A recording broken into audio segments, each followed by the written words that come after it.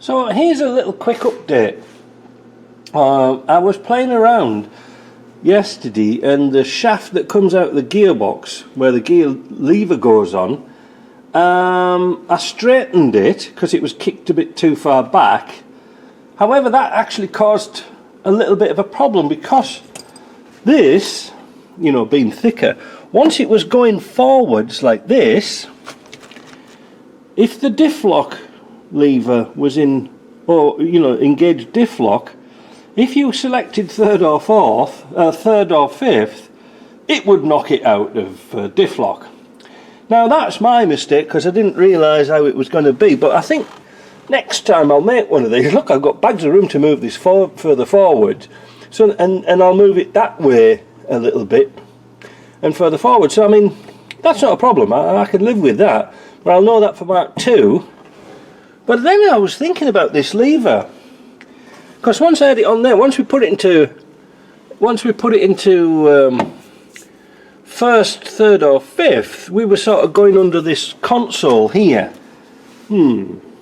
Also, now it was further forward, and it's amazing, just by moving it a little bit down there, the leverage, how far it moves forward, was a bit of a stretch on your arm, if you understand.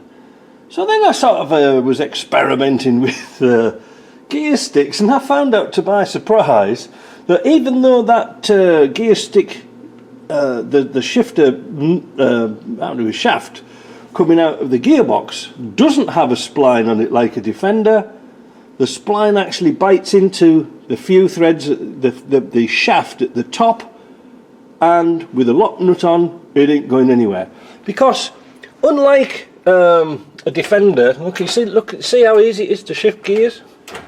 Look, little finger.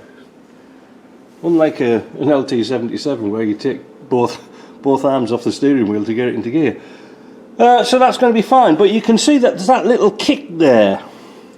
Now I am tempted even to take this even further and somehow take that out of there and weld it onto the gear stick. I don't know, I might do.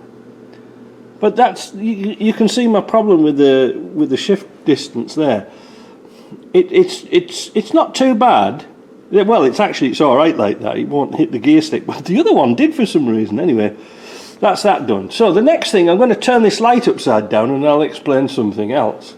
So in the roof, I did a video on fitting kill mat into the roof. Yes, I know in Europe you can get bitumastic stuff like this, but we can't here.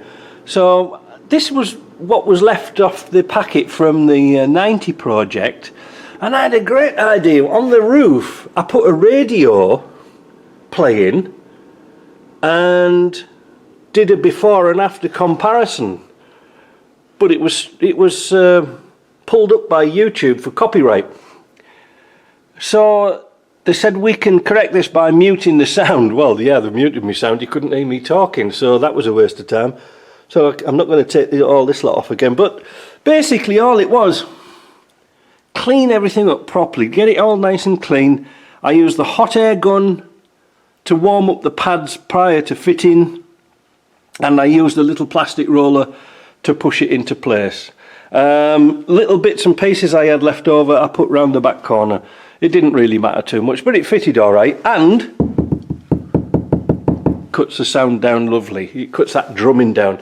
And a lot of people get a little bit too excited about how do we say, soundproofing and rubber mats and things like that. Well, a lot of the noise comes actually from the roof, so if you kill that, you'll kill a lot of the noise. Rubber mats, that's what I'm going to fit, just rubber mats, nothing too fancy in here. Bearmark do a transmission rubber cover for about 30 quid, which isn't too bad really. But they don't sell the floor. They don't sell the floor mats. Oh, what a carry on, eh? So yeah, I'm going to work that out. Oh, and also I found out that Britpart are selling the trims for these lower doors, so that'll be an exciting thing to do. I'm sure they're actually, I think they're made by Mud UK, Mud Stuff, but that doesn't really matter because they were a damn sight cheaper than buying them from Mud. So that was interesting. So I'm going to order some bits and pieces up. Yeah, I'll play around with that gear stick a bit more and see if I can do something. But today, I think it's about high time I finish this headliner. I've got some things to finish. I noticed the studs snapped in here. The other ones are okay, so we're going to drill this out here, these two pop rivets, and somehow try and get that stud out, because I'll never get it out in situ. And also under here you can see I've only fitted one or two special nuts that are like on a flat plate under here. I've got those to do, so I'll get on with those and then we'll come back. This is just a little memorandum for myself really, but it might be interesting for you guys. This is the shifter for the GM. It's got a thread on there because the actual shifter lever itself was threaded onto there, and then there was a a locking nut went underneath. This is the one off the Land Rover, which took this type of gear shift. Now, I would like to use this because it gives me opportunity to move it around. Now, what my idea was originally was to weld a nut onto here, which would go onto here, and then put a lock nut on. But I realised I can't turn that handle round and screw it down because it lit the dash. So here's the idea. We turn this and we turn it down here and we cut this piece off and we bore it out so it'll go, so these threads will go inside. We could even tap it out if needs be, but it probably won't have a tap. It's 14 by 1.5 millimeter. But I can weld it on because it wouldn't. It's under the cover, so that'll be okay. So I think that's the easiest way to do it, because this thing is knackered anyway. All the springs have worn into the shaft. It's well old, so I'm not really wasting anything. But then I can use the Land Rover shift. Like I said, I don't know if you can remember earlier, but if I move the shift, the GM shift as it was going to hit my Mud UK dash panel. Well, not hit it, but your hand would go underneath it, which would be uncomfortable. And also it was just a little bit too much of a stretch. So by putting this in, like this sort of thing, that idea, we can get a nice swept back crank. Now, I did have an idea about just putting this straight into here and pulling it down on the spline, you know, like cutting the so it would pull in tight, but the problem is I'd never get it out again. So that's a bad idea. Right, let's go down to the machine shop and see what happens. So this is the second day and back from the machine shop. Well, what we did was something quite interesting. We had this bit from the GM. We also had I found in the shop, in the container there, a corresponding piece of a Land Rover. So, as you can remember, there was this bit. So what we did was we turned down the end, cut the bally bit off, made a hole in here and turned this shaft down so it would go in here and press fitted it together. And then what we've got to do is warm this up, because this is case hardened, and then put a bead of weld around the bottom of here to make it nice and secure. We warm that up so that when it cools down from the welding it won't cause any cracks or damage. Well, better being safe than sorry, eh? So the next thing we're going to do, and that allows us now to get our shaft, John's shaft, and that allows us to move that round at all sort of different angles. I'm thinking right hand drive and left hand drive, you see. I like the GM shaft, but I miscalculated the aperture for the tunnel, you know, where the stick comes out. I didn't really think it through because I didn't have a tunnel at the time, so I was sort of running outside guessing bits and pieces. And the childish schoolboy error I tried to do, I measured up the hole between the seat base and the edge of the aperture, but I forgot to allow for the height, and that was a problem. It was catching against the edge of the box. Also, if you can remember, this was bent, so I warmed it up and straightened it, but that problem was then when you were going into third and fifth, your arm stroke was a bit too far out. So that's why I came up with this idea. So I'm going to fit that. Now, why am I showing you this old shitty shaft? This came off the old 2.5, and this is the sort of condition we get them in. I mean, what the hell have they done here? Look at this here. It's a real dog's dinner of stuff, isn't it? Look, it's tape wrapped around it. So what I'm going to do, as a bonus feature, I'm going to show you how to do this with shrink wrap. You know, like heat shrinking. And then you never have to paint it again. It won't get worn out, and you can do a variety of colours. So, let's first of all fit this. Now, it is a bit tricky to get a camera in at the same time, but I'll fit it and I'll show you what it looks like once it's in. To make your shaft nice, first of all we're going to cut off all that tape. Get rid of that. That has been on for ages, look at that. Old duct tape. So we'll scrape all that off. They're all blades, so I'm not worried about that. And the same at the bottom. Cut this bit off. There's an O-ring on there. I don't know what the hell that's doing there.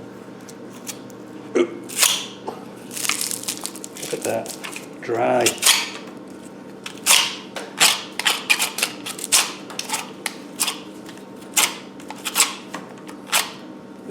This is typical of how we get things.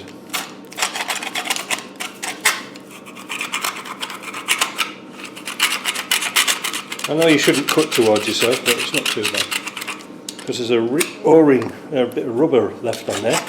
So the next thing, I'm going to put this through the wire brush and clean it, and clean the threads on the end, and I'll come back and I'll show you what it looks like. So after a quick spin on the wire brush, we've got the threads nice and clean. This is still looking a bit of a mess, but this is nasty, and I don't want to put this through the wire brush because it'll sort of jam. So I'm going to put this through the, not the sandblaster, but the, I think we've got a soda blast in at the moment. So I'll clean this up and we'll get rid of a lot of rust. So I'll give it a quick clean with soda blast. It doesn't actually, you know, get a fantastic lot of rust off, but I just want to give this a paint before I put it on. So next thing, we'll degrease this and paint it. A little bit cold today, and we're going to warm this up a bit.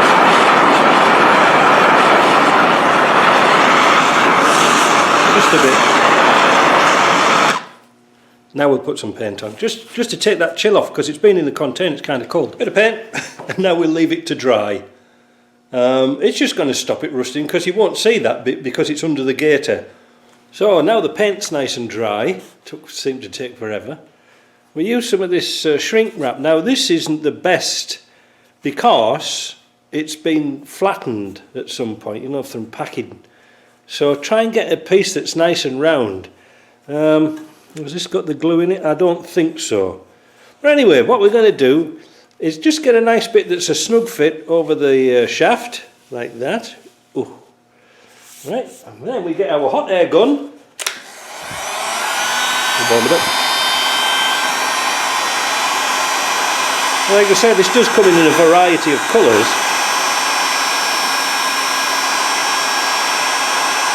But the black seems to be most popular. Now being steel, it does take a little bit of time to warm up. We'll get there. Actually, that's not going too bad. You can see maybe it's taking the corner out.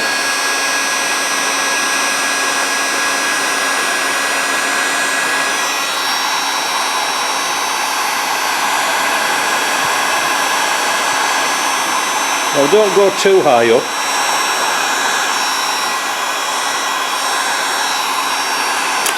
Because that's that. The next thing we're going to do, we can see where the thread is here, and we're just going to cut round it like that and pull that off.